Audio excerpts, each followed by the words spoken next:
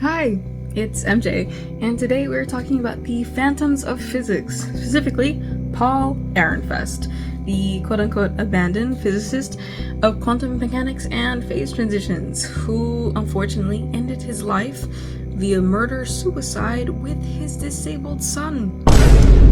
But before we talk about his death, let's talk about his life as a physicist and what contributions he did to the physics community. To give you a quick rundown of quantum physics and quantum mechanics, quantum physics is the study of matter and energy at the most fundamental level. It aims to uncover the properties and behaviors of every building block of nature, as we've taught and heard before. While quantum mechanics is a branch of physics that deals with the behaviors of matter and energy at the atomic and subatomic level. Now, as I stated in my biography of our old pal Paul, the man was smart, getting his PhD and becoming a professor in physics at the Leiden University in the Netherlands. Many of his students liked his class, saying his enthusiasm and his understanding of the concept helped them with their difficulty learning.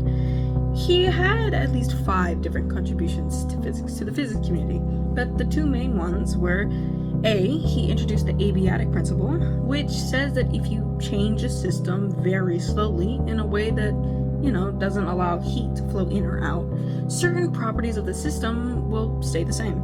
Those unchanging properties can help scientists figure out how to apply the rules to quantum physics to different kinds of systems.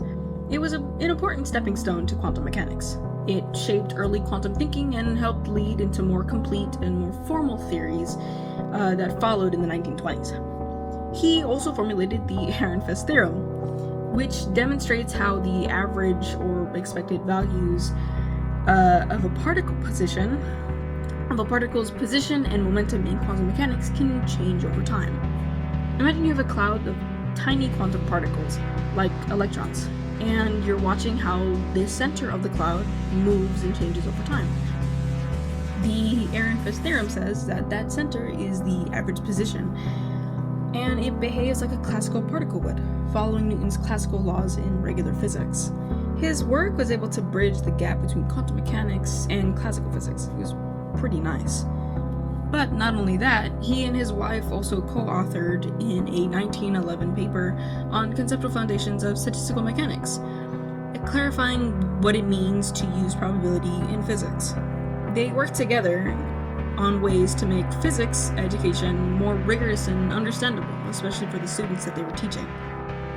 Now, not much is known about his son, Wasik Ehrenfest, but what we do know is that he was a friendly boy with Down syndrome who, like many children with that condition, spent most of his life in hospitals and institutions. He lived for some time in a facility in Jena, Germany, and that facility was pretty progressive for its age, even though it was a little expensive. Little is known about his daily life, except through letters he exchanged with his parents. Encouraged by his teachers, Wasik sent many postcards to his mom and dad, explaining and sharing what he was learning there.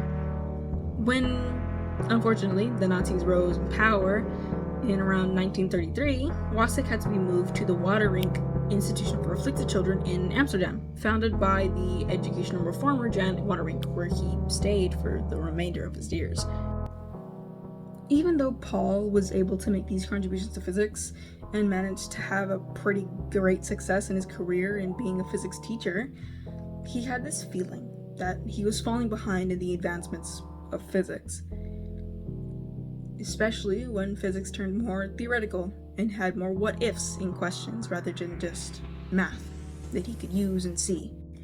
And after making sure that his family was set off with good income, his tragic end occurred on September 25th, 1933.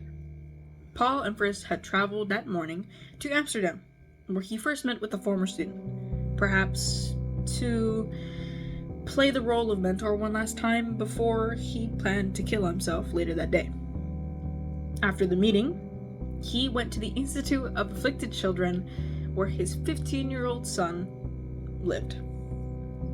After arriving at the institution, Ehrenfest met his son in the waiting room, and there, point blank, he shot Wasik in the head with his pistol, and then proceeded to kill himself.